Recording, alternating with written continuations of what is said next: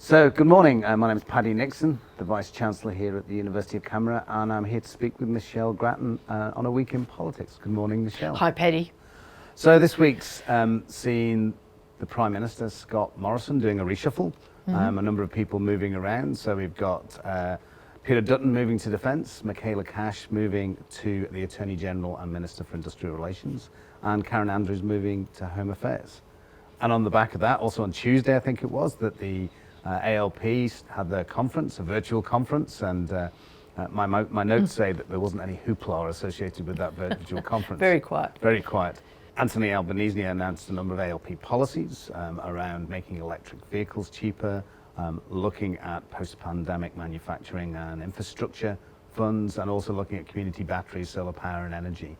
But largely not a particularly exciting conference by all accounts. So I'd like to start with Scott Morrison, who, of course, as part of his reshuffle, that was to take away some of the problems, some of the women's problems that have been manifested as described at the moment, and to take Christian Porter and Linda Reynolds into other portfolios. Do you think he's actually solved the problem of perception here around the women's problem? I think that he's made a big effort. He's really thrown everything he could in terms of the reshuffle at this problem, but it's not a solution in itself. Now, it's been criticised in part because it's giving a number of ministers simply new policy bits and pieces, as it were, and titles with women in them. But the big test really will come in terms of what policy comes out of this. The first manifestation will be the budget, and I think we'll see a budget with a number of measures that, again, have the women's label on them, but also post-budget and what the coalition goes to the next election with. The other test will be how Marise Payne performs. Now, mainly, of course, we hear from her as Foreign Minister, but she is the Minister for Women. She hates doing media, and she's going to have to get out there a lot more. The Prime Minister's decided not to move her. Indeed, what he's done is set up a new task force, cabinet task force, that has all the ministry women in it, as well as the Treasurer and himself. He co-chairs with Marise Payne, and she's supposed to coordinate policies to do with women. This task force both has a lens over policies generally that come up, but also devises policies. And you just wonder whether, with her foreign policy responsibilities, Marise Payne is really going to have the time and energy to put into that sort of rather complicated coordination role, and how she'll go when she has to get out more into the media. And as you say, we'll see that as they play out in policies and being visible in the media. That's right, as the months go on. But the question just on the reshuffle, do you think it's cosmetic or substantial? Well, it's substantial, especially in terms of the general moves. For example, because Christian Porter needed to be moved for conflict of interest reasons, and because Linda Reynolds needed to be moved on health grounds, but also, frankly, because she hasn't been very strong in defence. We do see Michaela Cash going into Attorney General's, big job for her, and Peter Dutton into defence, which he wanted very much, wanted last year when there was a reshuffle. So in terms of a number of the moves, yes, quite substantial. And in terms of the women's issue, very important and potentially maybe substantial, but big question mark. Scott Morrison's problems keep coming. We've got Andrew Laming, MP, accused of harassment and taking photographs up women's skirts. Surely there's a case for Scott Morrison to have at least made him move to the crossbench. I certainly think there is a case for that. Andrew Laming, who's ever heard of Andrew Laming? He's been there since 2004, and I guarantee if we did a survey around this campus, hardly anyone would have heard of this MP, and now he's causing so much trouble. I think that in today's climate, with today's standards, the very least that the government should be doing is saying go to the crossbench. Now, why are they not saying this? They're not saying this because, of course, that would wipe away the government's majority. But I think this is going to be an ongoing problem. We've seen this week a New South Wales MP who has been accused of frankly worse things than Andrew Laming, but things in the whole sexual misbehaviour space, and he's resigned from the New South Wales Parliament, and there's a by-election. So I think that when Parliament resumes for the budget session, Labor will really home in on the Andrew Laming issue, and the government will again have a distraction from what it wants to be talking about. So just going back to the ALP conference, the ALP have announced a $15 billion reconstruction fund focused on manufacturing and innovation and trying to build the manufacturing base in Australia. And then the Scott Morrison government is particularly anxious also in this area, particularly around sovereign capability in defence. Is this a big area moving forwards that we're going to see a lot of debate and policies in?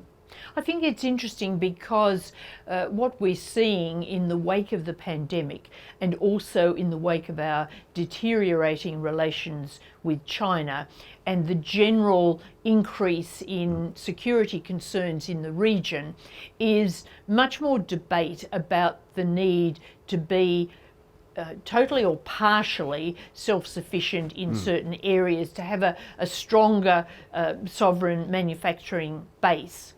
And we're seeing this on both sides of politics, and I think that it will be an area of increasing debate. And of course it intersects also with the whole discussion of globalisation and free trade, because in some ways it goes against that. It depends on the balance, but nevertheless we are seeing a change from simply thinking that more and more free trade, more and more globalisation is absolutely the way to go, more specialisation, to people wondering whether we do need to be more self-sufficient in certain areas. And then if I move on to the coronavirus outbreak in Brisbane, and there's even one case in Byron Bay, I believe, and I think they had 8 new cases identified last week. And a festival cancelled there. And a festival cancelled, absolutely.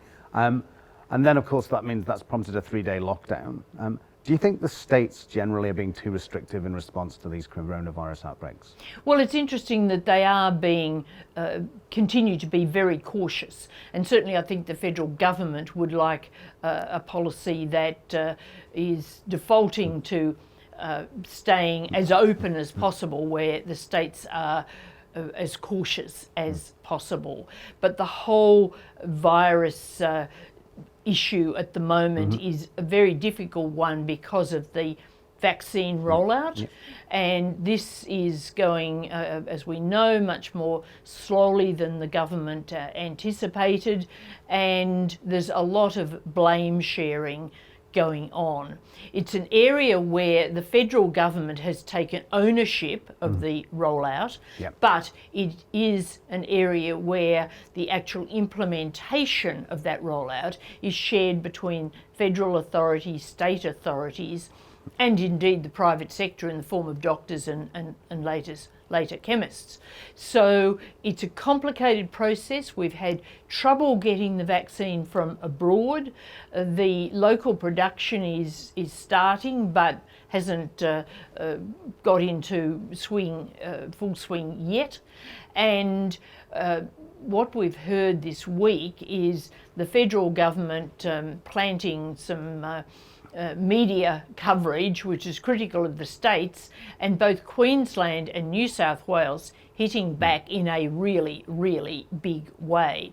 Now, I think that the feds were trying to basically blame Queensland, but New South Wales was caught up in this, and the language from the New South Wales Premier, Liberal Premier, and the Health Minister was very strong this week, saying that the federal government was trying to shift the blame, was dumping vaccines on them without notice, expecting them to be rolled out in the next day or two, and the logistics are enormous around this. So this has turned into a real problem, I think, for the Morrison government at both a practical, administrative level and at a political rhetoric level. I think in the end, our rollout program will go all right, although it may be delayed. They may not meet those October deadlines that they've set for getting everyone having at least one shot, but nevertheless on the way through it is extremely difficult, and if we had a rise in cases, of course, then it could get into very tricky territory. But we've got a very low number of cases, so we do have time, but there's a lot of pressure there. And just on that shifting of the blame onto the states, and obviously it was Brad Hazzard came out in New South Wales really strongly in response to that. Was that the federal government thinking that they could have some good news stories and then suddenly realising it was getting away from them, just in the context of all the other challenges they've had in the media in recent times? Well, I think that the federal government understands how much of a priority the community places on this, and they don't want to wear blame for the rollout going slowly. Now, I think really in practice probably, and it's hard to know without looking at this forensically, but in practice there's no doubt some fault on both sides. But at the moment, the pressure is particularly on the feds. And of course, the implications longer term for this are important because if our population isn't vaccinated, we really can't reopen the borders. That'll be delayed. So there are all sorts of ramifications, not just immediately, but down the track. And so with the population, that issue of is the government competent in this rollout space is probably what they're trying to react to. Well, that's right, and they've sort of at the moment got dual problems, both on the practicalities of the vaccine rollout and indeed judging where the budget should land, because we don't know what's going to happen after JobKeeper, which is just ending or ended, and then Morrison has this other problem on the women's front, which is in a way of a different nature. It's not something that's centred around one policy or administration. It's a problem of feelings, of community anger, things that are very intangible and difficult to deal with. So I think for Scott Morrison it's going to be a rather fraught Easter. Maybe at home too, because he's got a very feminine household. He's got two daughters, a wife and a mother. Well, thank you very much, Michelle. As usual, that was fascinating, and I look forward to talking to you again about A Week in Politics. Thanks, Paddy.